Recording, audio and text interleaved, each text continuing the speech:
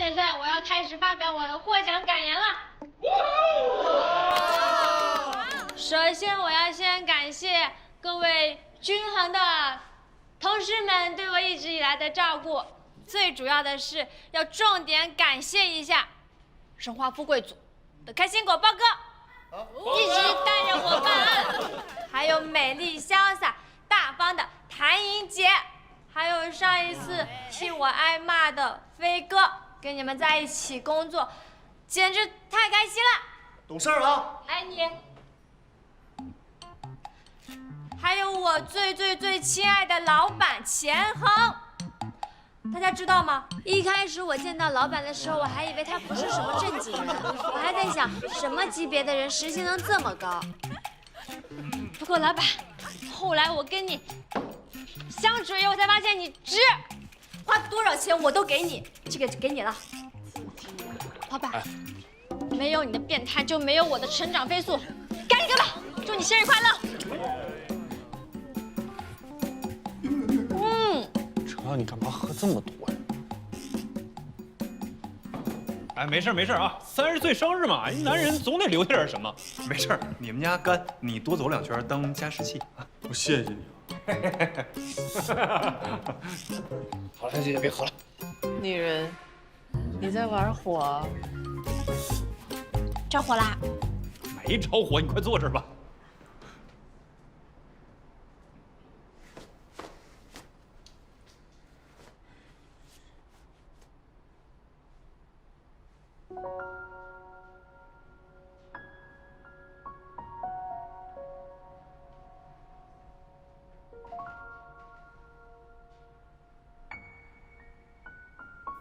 看在礼物的份上，就不跟你计较。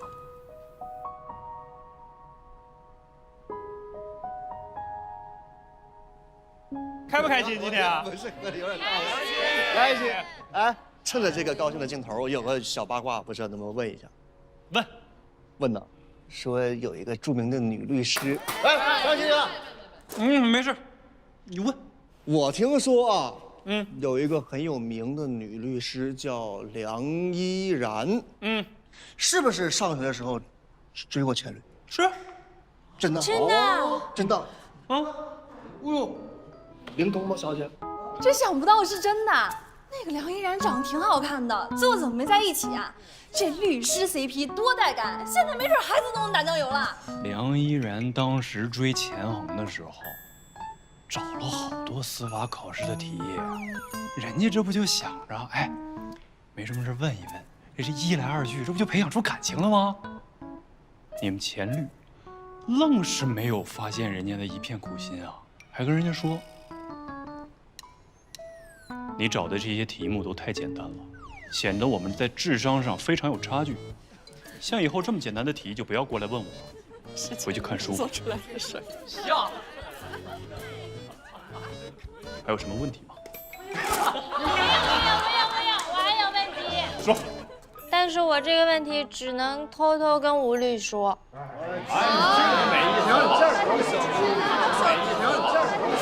你想说是不是跟前律师同学呀？那你知不知道他小时候是不是遭遇过什么童年阴影，现在才会这么难搞？这你都知道了？他跟我说的，但是他说是他自己欺负了别的小朋友，我觉得肯定是他嘴巴硬。不是嘴硬，他说的是实话。这小时候吧，强练散打的时候，这对于力量的把控呢还不是很好，就不小心把一个想要欺负他的小胖子给打骨折住院了。但是其他小朋友，你说是为什么想要欺负他？这咱俩就不用多说了吧。你现在跟他接触的这么密切，1个月30几天，你是不是也每天都想？是不是？聊什么呢？啊？什么也没说。吴军，来，你过来一下，有个事找你。什么事啊？行，那今天就先这样啊。他叫我，那大家先回去吧。啊。那拜拜。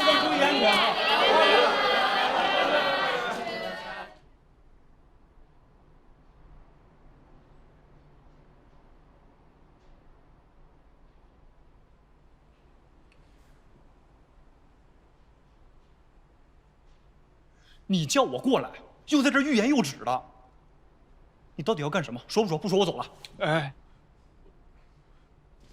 呦，行行，我说，你到底是律所出什么事儿了，还是有公关需要我去处理的？你就说嘛。都不是。你是酒没喝够还想喝酒啊？哎呦，行，跟你直说了吧。你作为合伙人，平时要跟下属注意保持安全距离。啥？尤其是女下属，明白吗？平时说话的时候注意分寸，别人被人嚼舌根。我跟哪个女下属说话不注意分寸，人家在后边嚼我舌根了？谁呀？啊，我就好心提醒你啊，有些下属他已经心有所属。你以后少喝酒，伤脑子。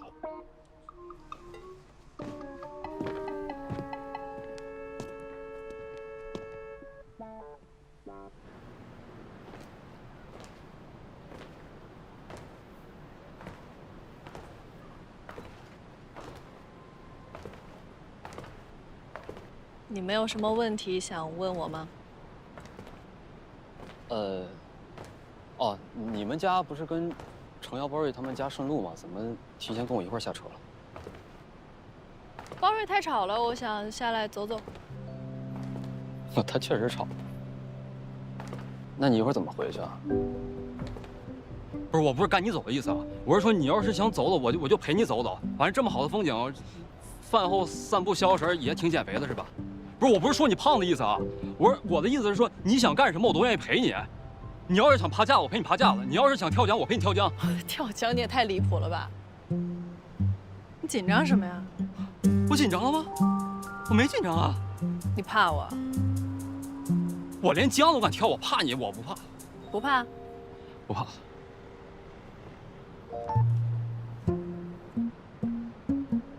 现在呢？现在有点不确定了，然后再确认一遍。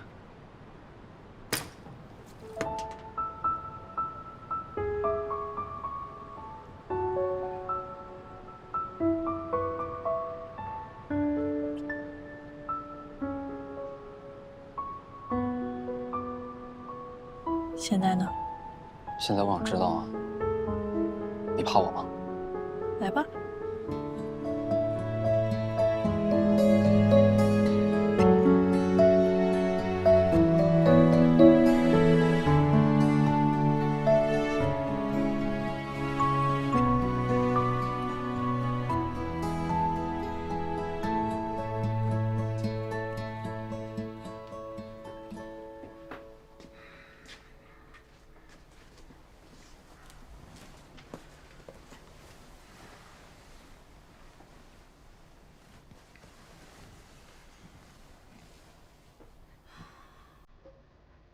老板，这是我送给你的生日礼物，专门为你挑选礼盒，希望你喜欢。送礼物的时候挺大胆的，要面对面就怕。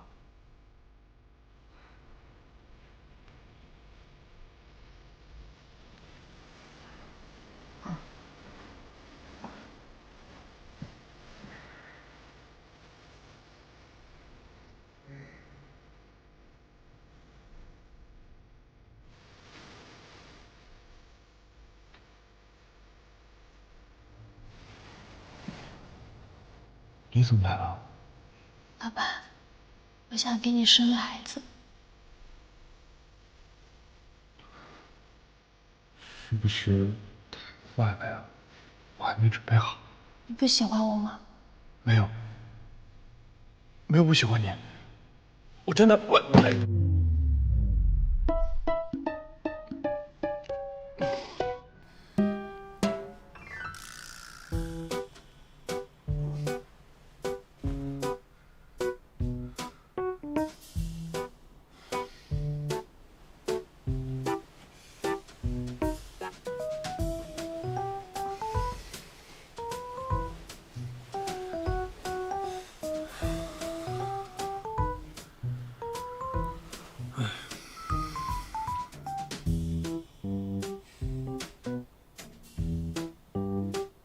睡着睡着，快让我睡着。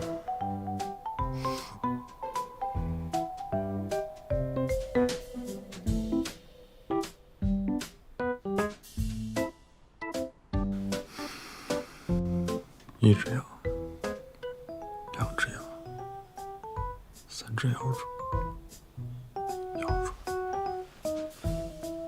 ，4只羊，5只烤全羊。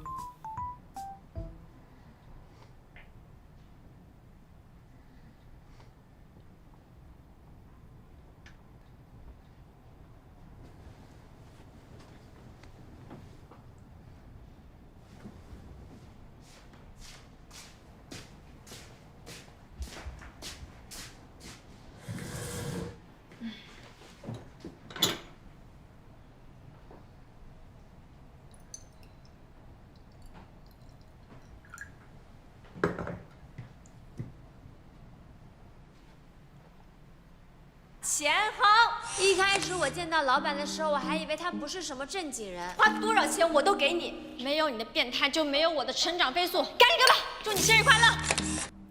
完了，我怎么会干这种事儿啊？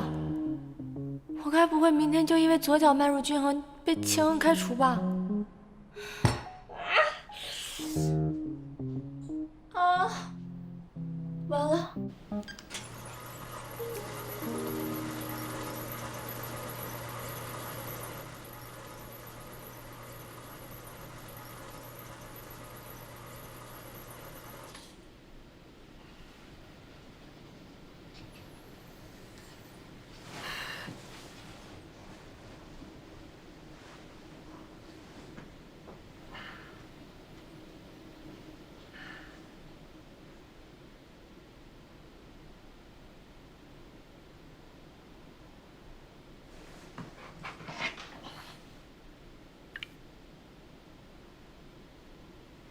今天不去律所了。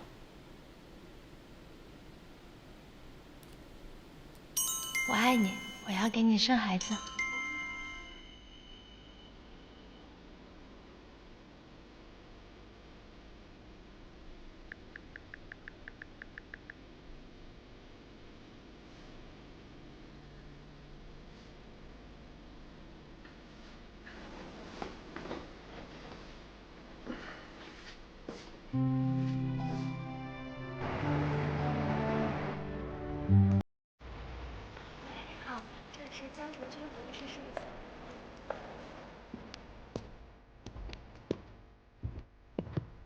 老田，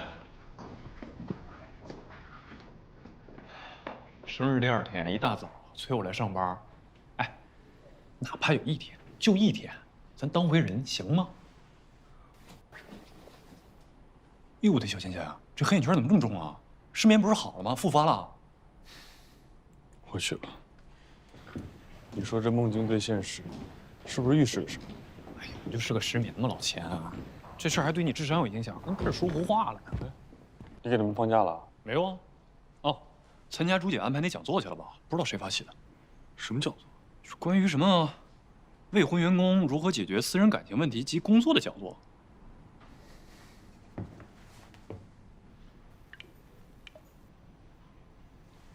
你找朱姐干嘛呀？哎，我听说这次那个讲师啊，是朱姐亲自安排，最严厉的一个。上次硬生生把2个想搞办公室恋情的女孩给骂哭了，回家不吃饭，崩溃了。北京时间上午9点10分，程瑶迟到。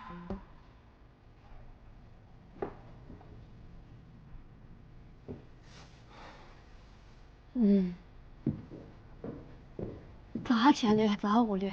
早，程瑶刚来啊。哎，朱姐那讲座开始了，快去吧。现在就去。哎，不行，不能去。为什么？有份婚前协议，需要你改一下。老钱，你有意思没意思啊？昨天你就让程瑶改什么协议？就在他一个人身上薅啊！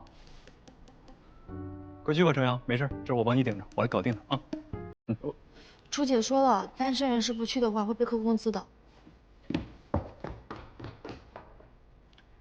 人家参加个讲座，你急什么呀？办公室的同事们之间如果产生了爱情，无论这份感情是多么的真挚或者是甜蜜，它都无可避免的会面临到一个问题：情感和工作该如何平衡？人在热恋的时候，都会把大部分的精力和注意力放在自己的恋人身上。小六，你来了。那这就难免你看今天这个讲座，我安排的讲师还合适吗？严重一点，可能还会出错。还可以。恋爱的美好正一共3个小时，现在还有2个半钟。放心，一定会把我们的员工教育的无欲无求，一心工作，但是大家都在同一家公司，天天上班见，下班也见，一天24小时朝夕相处，时间久了，激情没有了，神秘感也没有了，同时还可能会影响到你们在工作上的判断。还做笔记，昨天刚跟我表白，这么浓烈的情感就这么被说服了。工作当中难免会犯错，出现一些小小的失误。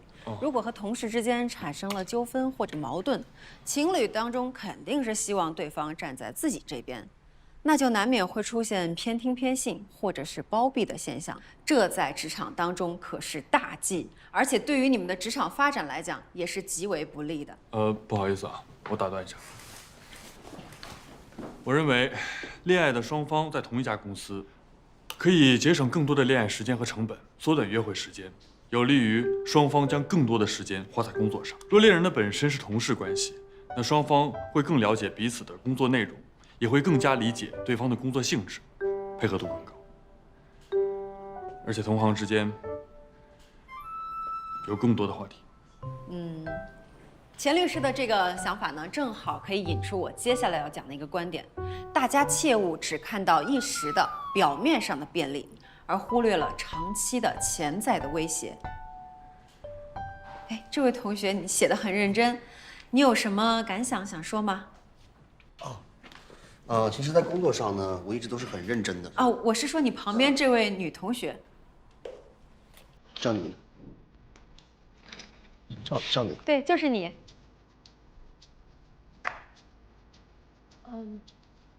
我觉得老师说的很对，还是不要办公室恋爱比较好。如果恋爱顺利的话，就会拉低工作效率；如果恋爱，分手了还得换公司，到时候没有工作也没有感情，得不偿失。说得很好。哎，钱律师，我们接下来还有4个章节要讲，要不然您坐下来听。不用了，我觉得我们的员工觉悟都很高，今天的讲座很成功，就到此为止吧。啊？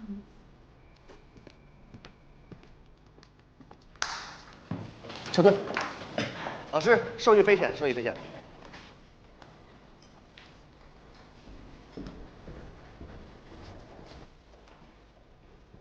这就结束了？对啊，我也觉得奇怪，这场讲座不是钱律师自己要办的吗？而且刚才那个女孩说的挺好的，但是她一说完就喊停了。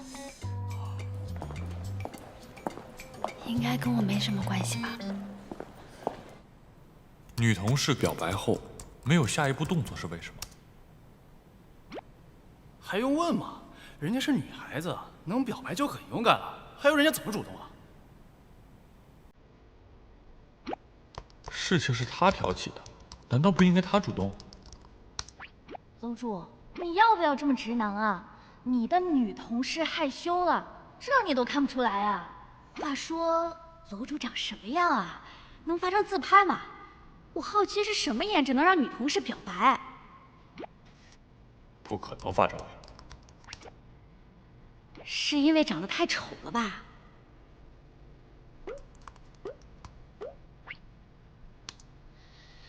有没有可能是欲擒故纵啊？先勾起楼主的兴趣，然后绝口不提，引楼主主动开口。所以，我应该按兵不动，比谁更有定力。对呀，不仅如此，你还要表现出一副对他不感兴趣的样子，这样他才会感到着急，早日捅穿这层暧昧的窗户纸。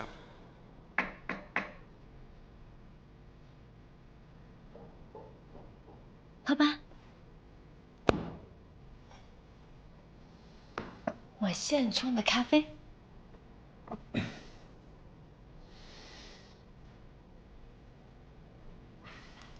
你现在进办公室都不敲门吗？不敲了，老板没听见吗？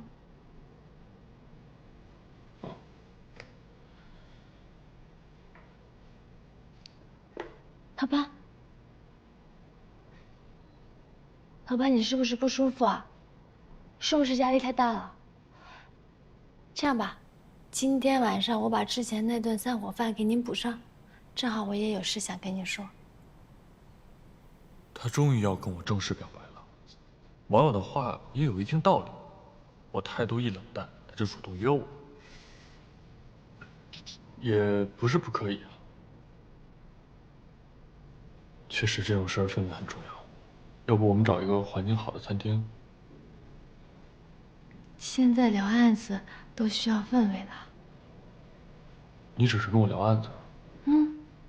梦婷的案子，我们现在想要找到郑浩出轨证据，但是现在民间取证手法都是不合法的，所以我想问老板，你有没有好的办法？律所付你工资是让你自己解决问题。这么凶干嘛？那我自己想办法吧。打扰了。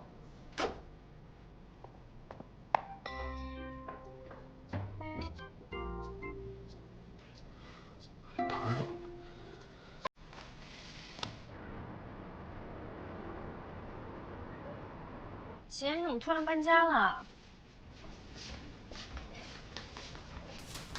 装修还可以。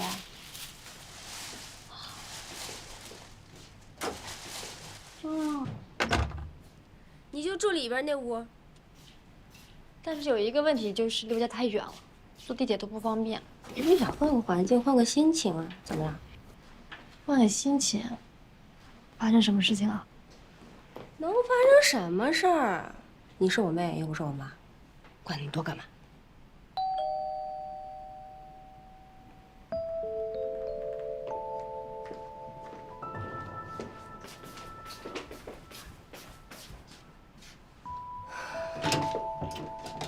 哎，你好，您的快递。谢谢。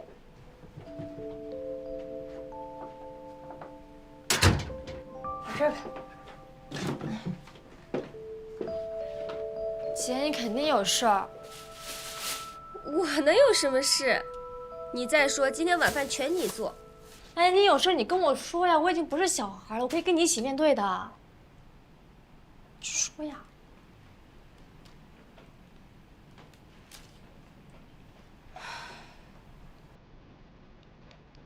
是邓明。我就知道。他又来骚扰我，就小小惩罚了他。我怕他再来找我，所以我就搬家了。不是他这人怎么阴魂不散的呀？他这种人就应该收拾他，就应该把他曝光了。不行，那样下去，这件事情只会越来越复杂。但是姐，逃避是解决不了问题的。不是逃避，我也不是心软，我有自己的原因。如果邓明再来骚扰我，我就用自己的方法解决他。你放心吧。你说的。姐，下次他要是再来，你一定要告诉我，我帮你一起对付他。我妹妹长大了，我现在有依靠了，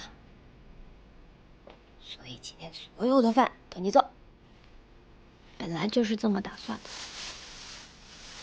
你要给我做什么吃啊？我买了排骨，还有芋头，我一会儿可以给你做一个排骨汤，是你最爱喝的。还有这个，瑶瑶，我搬家的事儿，就别跟武军说了。他很好，对我很好，但是我现在不想进入一段新的感情，我们就只能走到这儿了。这是我的选择，你别插手，好吗？只要你开心就好。我给你打下手。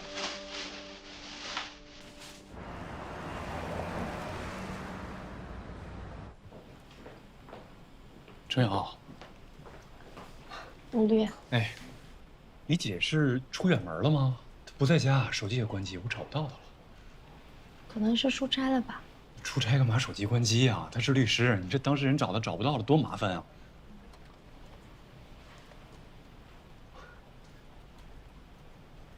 你是不是有什么事瞒着我呀？没有。那你们平时是怎么联系的？如果这么多天联系不上，你不可能这么淡定啊！你跟我说实话，陈瑶，怎么了？好，你不跟我说，那我就做一个账吧，我就住到他们家门口，他什么时候回来，我什么时候算。吴律，你别逼我了，我们平时都是用微信联系的。我姐她搬家了，你别问我地址，她不让我告诉你。她不让你跟我讲。她不告诉你也是有她的苦衷。好，不想跟我联系，也不至于这么折磨自己。麻烦你转告他，我以后不会再跟他联系了，让他搬回家吧。吴律，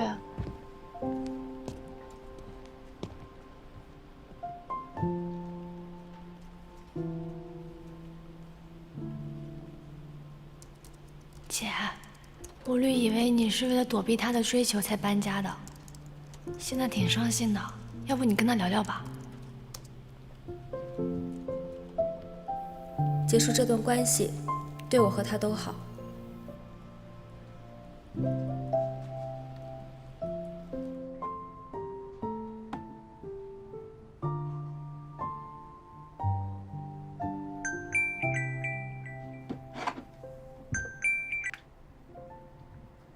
喂，老板，怎么了？鉴于你最近工作很努力，正好今天我有空，我给你一个吃大餐的机会。你要请我吃大餐啊？你不要高兴太早啊，这只是对你工作的初步肯定。谢谢老板，不过我今天有点事儿，出不去吃饭了，要不你找别人？那不用了。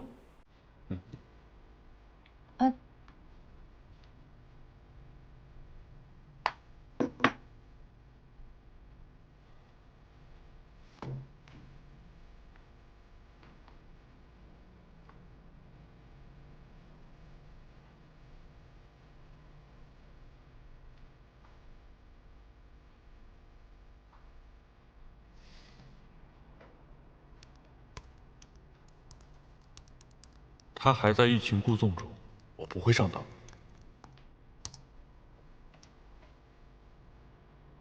楼主直男无误，莫名觉得楼主有点可爱是怎么回事？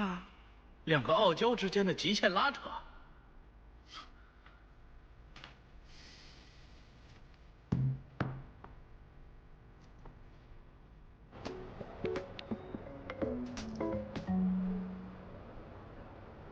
婷婷，我想到了，我们可以去公证处，在公证员的见证下，引导张浩说出他出轨的信息。我现在就去，你等我好消息啊。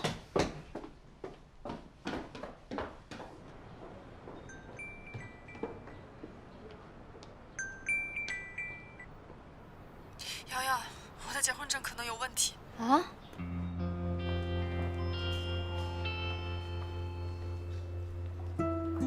来，喝点水。别着急了，结婚证到底是真的还是假的？一会儿查婚姻记录就知道了。我一开始也没有担心过结婚证有问题，但是张浩在朋友圈晒了和梁琼琼的结婚照，张浩不可能那么傻，不会那么赶着送人头的。你仔细想想，你们领证的时候还有没有别的细节？我们当时正准备要领证，但是刚好发现我怀孕了，我孕吐很严重，还有先兆流产的可能，根本没有办法长途跋涉回老家去领证。然后张浩就跟我说，他老家的民政局有熟人，只要提供身份证和户口本的信息，就能够把证给领了。我之前也有朋友是这样领证的，我当时就相信他了。按你这么说的话，他很有可能在你们领证之前，就已经有别的心思了。你的意思是说，他们俩早就勾搭上了？张浩和我领证的时候已经存心不想和我过了，那他为什么还要跟我领证呢？我猜想他跟你领证是因为房子的首付。